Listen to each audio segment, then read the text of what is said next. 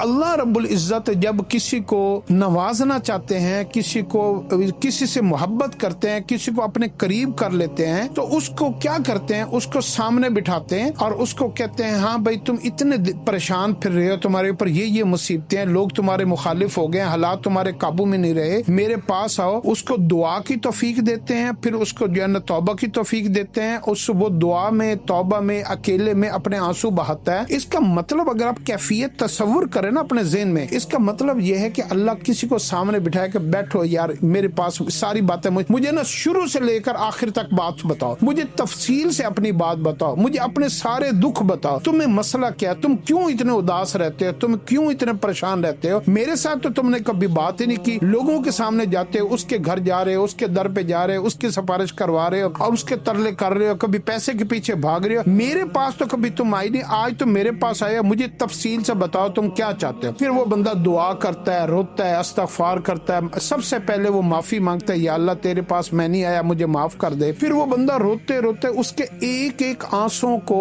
اللہ کیا بناتا ہے؟ سیاہی بناتا ہے، اور اللہ اس آنسوں کے اندر اللہ کو سب کچھ نظر آ رہا ہوتا ہے، اور اللہ اس بندے کے سامنے آمنے بٹھا کے، یہ جو ہم سجدے میں تحیات میں بیٹھ کر دعائیں مانگتے ہیں نا، اس کا مطلب ہوتا ہے کہ اللہ اپنے بندے کو سامنے بٹھا لیں، اور سامنے بٹھا کر اللہ اس کو کہتا ہے اچھا بتاؤ کیا بات ہے۔ پھر وہ بندہ اپنی ساری گزارشات، وہ 1 to 1 ملاقات ہو رہی ہوتی ہے، وہ تنہائی میں ملاقات ہو رہی ہوتی ہے، جس کا اللہ کے علاوہ کوئی گواہ نہیں ہوتا، اور وہ بالکل تنہا، وہ جو ملاقات ہوتے ہیں نا یورپ امریکہ میں ایجنسیوں میں، جب آپ کسی بندے کو انٹیروگیٹ کرتے ہیں نا، تو وہ اس کو بالکل اکیلے کمرے میں لے جاتے ہیں، اور اللہ بندے کے ساتھ انٹیروگیٹ سختی نہیں کرتا، اللہ بندے کو سامنے بٹھا کر کہتا ہے بتا میرے بندے تجھے کیا مسئلہ ہے۔ اللہ بندے کے ساتھ اس طریقے سے محبت، پیار، اور بندہ رو پڑتا ہے، اللہ راضی ہو جاتے ہیں۔ اتنا جلدی اللہ رب العزت کو منانا ہے نا، پوری کائنات میں کسی کو اتنا جلدی کوئی نہیں منا سکتا، نہ بیوی مانتی ہے، نہ خامد مانتا ہے، نہ دوست مانتے ہیں، نہ دشمن مانتے ہیں، سارے بندوں کی اتنی شرطیں، شرائطیں، مشکلیں، لیکن اللہ رب العزت جو ہے نا وہ کیا کرتا ہے؟ اللہ رب العزت اتنا آسانی سے، جلدی سے، ایک بول کے اوپر، ایک آنسو کے اوپر، ایک احساس جرم کے اوپر کہتا ہے اے میرے بندے، تیری میری صلح ہو گئی، تم نے مجھے اپنے دل کی بات بتا دی، تم نے ہار مان لی، مجھے رب مان لیا، مجھے بڑا مان لیا، میرے پاس اپنا دکھ لے کر آ گیا۔ یہ ساری کیفیات آپ نے لے کر بیٹھنے کہ میں اس ذات کے سامنے بیٹھا ہوں جس کی رحمت اس کے غصے پر بھاری ہے، جو ساری ماؤں سے زیادہ محبت کرنے والا ہے، جو اپنے بندوں کے آنسوں کی لاج رکھتا ہے، جو اس کے دعاؤں کو کبھی رد نہیں کرتا، جو کہتا ہے مجھ سے اتنا مانگو، اتنا مانگو، اتنا مانگو کہ تمہاری ساری زندگی مانگنے میں گزر جائے، میں دیتے ہوئے نہیں تھکوں گا، بار بار مانگو۔ تو اللہ رب العزت کے ساتھ اس طریقے سے آپ نے اپنے آنسوں کی کیش کروانا ہے اور اللہ سے معافی مانگنی ہے۔ ایک تو یہ ہے نسخہ، اگر آپ نے اس عمل کو 40 دن کر لیا تو میں آپ کو گارنٹی دیتا ہوں، میں اس کا ضامن ہوں، قیامت والے دن آپ مجھے پکڑ سکتے ہیں۔ اگر آپ نے 40 دن یہ عمل کر لیا اور آپ نے رو رو کے برا حال کر لیا تنہائی میں، اور اللہ کو کہا یا اللہ مجھے معاف کر دے، یا اللہ میری توبہ مجھے معاف کر دے، تو آپ کی 7 نسلوں میں، آپ کے مسئلے نہیں، آپ کے بچوں کے نہیں، آپ کے دوسری تیسری نسل کے نہیں، 7 نسلوں تک آپ کو اللہ رب العزت کوئی غم، کوئی پریشانی، کوئی تکلیف، کوئی مصیبت، کوئی تنگی کبھی ذلیل نہیں ہونے دے گا، کبھی اپنی ذات کے علاوہ کسی کا محتاج نہیں ہونے دے گا، آپ کو مال سے بھر دے گا، عزت سے بھر دے گا، آپ کی پوری نسلوں میں اللہ پاک خیر ہی خیر بھر دے گا، ہدایت دے دے گا، ایمان دے دے گا، آپ کو وہ اعمال نصیب ہوں گے جو آپ نے کبھی تصور بھی نہیں کیے ہوں گے، آپ وہ نعمتیں انجوائے کریں گے جو آپ نے کبھی سوچی بھی نہیں ہوگی۔ 7 نسلوں تک آپ کے مسئلے حل ہو جائیں گے۔ آپ یہ 40 دن عمل کر کے دیکھیں۔ یہ تو ہو گیا علاج، یہ ہے کوڈ آف لائف۔ جو بچہ بچپن میں روتا تھا تو اس کے سارے مسئلے حل ہو جاتے ہیں۔ اگر ہم عمر کے کسی بھی حصے میں، جوانی میں، بڑھاپے میں، کوئی بھی حصہ ہے، اگر ہم اسی عمل کو دوہرا لیں، پہلے 2 4 5 7 دن آپ کے آنسو نہیں نکلیں گے، کیونکہ بچپن میں روئے اور جوانی میں گزرے ہوئے درمیان میں 20 25 30 سال گزر جاتے ہیں، 40 سال ہم نے کبھی دوبارہ اس طریقے سے روئی نہیں ہے، بلکیاں لے لے کے، ہچکیاں لے لے کے، اونچی اونچی رو کے جیسے بچہ روتا ہے، تو وہ پھر 5 7ویں دن بعد نا آپ کو رونا آنا شروع ہو جائے گا، آپ کے آنسو نکل آئیں گے، آپ کے رونے کی پریکٹس ہو جائے گی۔ کیونکہ کوئی بھی پریکٹس، کوئی بھی کام کو چھوڑے ہوئے جب بہت زیادہ عرصہ ہو جاتا ہے نا، گیپ آ جاتا ہے، تو لوگوں کے نام بھول جاتے ہیں، یادداشت چلی جاتی ہے، حافظے سے چیزیں مٹ جاتے ہیں، تو یہ تو بہت بڑا عمل ہے۔ تو آپ کے فوری طور پر آنسو نہیں نکلیں گے تو آپ نے گھبرانا نہیں ہے کہ میرے آنسو نہیں نکل رہے، آپ نے اس مشق کو جاری رکھنا ہے۔ لیکن آپ 40 دن بعد دیکھیں گے آپ ہاتھ اٹھائیں گے آپ کے آنسو نکل آئیں گے، آپ ایسے بات کریں گے آپ کو رونا آ جائے گا، آپ کا دل نرم ہو جائے گا، آپ کے اندر رحم پیدا ہو جائے گا، آپ اللہ سے راضی ہو جائیں گے، آپ کا دل ہمیشہ مطمئن رہے گا، آپ کو نفس مطمئنہ نصیب ہو جائے گا، آپ کو حیات طیبہ مل جائے گی، آپ کو قلب سلیم مل جائے گا، آپ کا دل جو زنگ آلود ہے، گناہوں سے بھرا ہوا ہے اور جو ہے نا برائیاں اندر ہے، کوئی بھی اچھی خواہش نہیں ہے، وہ دل سارا گندگی سے غلاظت سے پاک ہو جائے گا، آپ صاف ستھرے نکھر کے آپ کی روح بالکل فریش 0 میٹر ہو جائے گی، اور آپ بالکل جو ہے نا نیکیاں آپ کو پسند آنی شروع ہو جائیں گی، برائیوں سے نفرت ہو جائے گی، آپ کو جو ہے نا آخرت کی یاد آئے گی، آپ کو دنیا کی حقیقت دھوکا اس کی ساری فریب آپ کو ایسے نظر آئیں گے جیسے آپ ٹی وی میں کوئی چیز چلتی ہوئی دیکھتے ہیں۔ تو یہ اللہ آپ کے سارے روحانی ساری بیماریاں ختم کر دیں گے، آپ کی جسمانی صحت ملے گی، آپ کی دنیا کی عزتیں ملیں گی، آخرت کی عزتیں ملیں گی۔ تو یہ تو ہے نسخہ 40 دن کا، 40 منٹ روز کا، کہ آپ نے رونا ہے اور رج کے رونا ہے، اتنا رونا ہے کہ میں کہتا ہوں مصلے کو آپ کو تولیہ پاس رکھنا چاہیے کہ اتنے آنسو نکلیں کہ آپ کو تولیے سے اپنے آنسو صاف کرنے پڑے، اتنا روئیں۔ دوسرا آپ نے دیکھا ہے کہ ایک ہوتا ہے علاج اور ایک ہوتی ہے پرہیز۔ ڈاکٹر آپ کسی کے پاس چلے جانا، وہ آپ کو بتاتا ہے آپ نے یہ کھانا، یہ دوائی لینے، یہ صبح لینا، یہ اس طرح کرنا ہے، یہ اس طرح کرنا ہے، لیکن اگر آپ نے پرہیز نہ کی نا تو آپ کو علاج کا فائدہ نہیں ہوگا۔ تو یہ جو علاج ہے نا، اس کے ساتھ آپ کو ایک پرہیز کرنی ہے، اگر آپ نے اس پرہیز کو نہ کیا نا تو پھر یہ آنسو جو ہے نا، یہ آپ اس کو کیش نہیں کروائیں گے اور یہ آنسو جو ہے نا آپ کے کہیں خراب نہ ہو جائیں۔ تو آپ کو اس کا ریوارڈ پورا لینے کے لیے، پورا اس کو اپنی آنکھوں سے قبول ہوتے ہوئے دیکھنے کے لیے آپ نے ایک پرہیز کرنا ہے، اور وہ پرہیز کیا ہے؟ آپ نے اپنی زندگی کے جتنے بھی غم ہیں، تکلیفیں ہیں، دکھ ہیں، آپ نے لوگوں کے آگے اپنے مظلوم نہیں بننا، لوگوں کے آگے اپنے غم نہیں بتانے، لوگوں کے سامنے لوگوں کے گلے نہیں کرنے، آپ نے کسی کے اوپر الزام نہیں لگانا، آپ نے یہ نہیں کہنا کہ اس کی وجہ سے ہوا، اس کی وجہ سے ہوا، ایسا نہ ہوتا تو یہ ہوتا، میرا وہ مجرم ہے، وہ میرا مجرم ہے، فلاں یہ ہے، فلاں یہ ہے، اور یہ جو ہے نا، اور میرے گھر آٹا نہیں ہے، ہر ایک کے پاس بیٹھا تو اپنے بچوں کی، اپنی بیوی کی، اپنے رشتہ داروں کے جو ہے نا ساری جو ہے نا گلے شکوے لے کر بیٹھ گیا، میری بیوی ایسی، میرے بچے ایسے، میرا خامد ایسا، میرے رشتہ دار ایسے، ہمارے چاچے ایسے، مامے ایسے، ہمارے فلاں دوست ایسا، مجھے اس نے دھوکہ دیا، مجھے سارے حالات کا، میرے پاس یہ ہوتا تو یہ کر لیتا، یہ نہ ہوتا تو یہ نہ ہوتا۔ آپ نے اس کے معاملے میں پنجابی میں ایک فکرہ ہے کہ اپنی زبان کو سیوی نہیں کرنی، آپ کے اوپر پہاڑوں جیسے غم ہیں، تکلیفیں ہیں، رنجشیں ہیں، آپ کو کوئی بھی مسئلہ ہے، آپ نے اپنی زبان کو سی لینا ہے، آپ نے حالات کا گلا، گرمی زیادہ ہے، سردی زیادہ ہے، آج اس نے یہ ہو گیا، پیسے نہیں ہے، یہ نہیں ہے، آٹا نہیں ہے، نمک نہیں ہے، نوکری نہیں ہے، کاروبار نہیں ہے، گاہک نہیں ہے، حکومت نے بڑے ٹیکس لگا دیے، فلاں یہ ہو گیا، حکمران ٹھیک نہیں ہے، فلاں سیاستدان ایسا ہے، فلاں فوجی ایسا ہے، فلاں بندہ ایسا ہے۔ لوگوں کے ساتھ نہ لوگوں کے ساتھ چیزوں کو منسوب کرنا ہے، نہ کسی کا گلا شکوہ کرنا ہے، نہ دل کے اندر رکھنا ہے، دل کو بھی صاف کر لینا ہے، آپ نے اپنی زبان کو سی لینا ہے، اور آپ نے یہ کہنا ہے جتنے بھی حالات ہیں نا، یہ سارے کے سارے میرے اللہ کی طرف سے ہیں، میرے اللہ ہی ان سارے حالات کو بھیجنے والا ہے، میرا اللہ جب چاہے گا ان حالات کو اٹھا لے گا۔ تو اللہ کی رضا کے اوپر راضی ہو جانا، آپ کے اوپر کوئی بیماری آ گئی، پریشانی آ گئی، تنگی آ گئی، آپ نے سب سے پہلے کہنا یا اللہ یہ تیرا حکم ہے، تیری طرف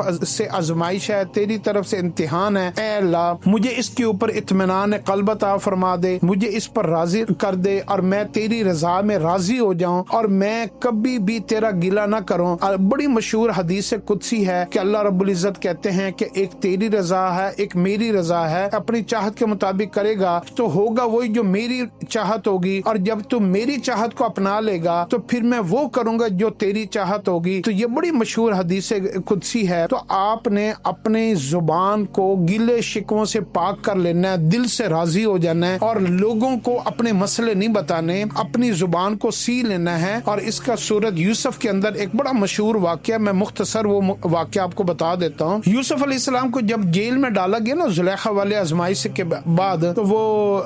2 قید تھے، تو ان قیدیوں کو جب آزادی ملنے لگی اور وہ جانے لگے، جیل سے رہا ہو گئے، تو ان قیدیوں کو جاتے ہوئے یوسف علیہ السلام نے ایک فکرہ کہہ دیا، قرآن نے اس کو نوٹ کر لیا۔ قرآن کہتا ہے اذکر عند ربک، جاتے ہوئے کہا کہ تم اس زمانے میں نا بادشاہ کو رب کہتے تھے، کہ تم اپنے بادشاہ کے پاس جا کر میرا ذکر کر دینا، ایک دفعہ نام لے دینا کہ میرا مقدمہ بھی نہیں چلا، اتنے سال ہو گئے، میرا جرم بھی نہیں ہے، اذکر عند ربک، کہ تم جا کے بادشاہ کے پاس میری سفارش کر دینا۔ اب وہ تو چلے گئے، شیطان نے کیا کیا، شیطان نے ان کو بھلا دیا اور وہ بادشاہ کو بتانا بھول گئے۔ یوسف علیہ السلام نے ان سے مدد مانگی کہ بادشاہ کے پاس جا کر میرا ذکر کرنا، تو وہ تو چلے گئے، پیچھے جبرائیل آ گئے اور جبرائیل نے آ کر یوں کہا، اگر آپ اس کا ترجمہ پنجابی میں کریں نا، کہ ہاں تسی ایک گل کیتی ہے تے کیتی کیوں؟ اللہ رب العزت کہتے ہیں کہ مجھے پتہ نہیں تھا، اللہ نہیں جانتے تھے کہ ہم نے تمہیں قید کیا ہوا ہے، تمہارا مقدمہ نہیں چلا، ہم نے تمہیں اندر رکھا ہوا ہے، ہم تم سے بے خبر تو نہیں تھے، تم نے اللہ کے بغیر، اللہ کے غیر سے مدد کیوں مانگی ہے؟ ایک بادشاہ تمہیں چھڑوا لے گا، ہرگز نہیں ہو سکتا۔ اللہ نے جو ہے نا کیا کیا،